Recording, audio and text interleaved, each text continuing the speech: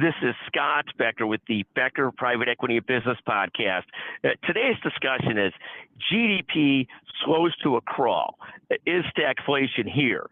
So here is what's happened.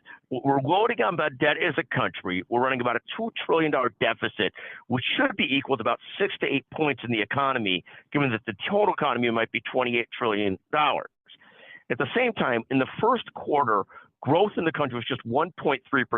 It was revised down to 1.3%. Now, if you are deficit spending at 6 to 8% and have 1.3% growth in the economy, that money is being wasted in a lot of different ways. It's almost should be viewed as criminal how much that money must be wasted. But again, GDP down to 1.3%.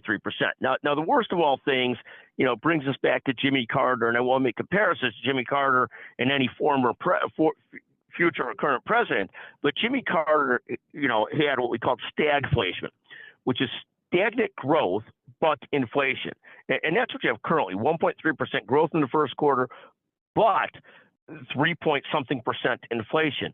Those are bad numbers, plus 6 to 8% deficit spending. So if you look at this by the numbers, deficit spending 6 to 8%, growth 1.3%, inflation 3 to 4%.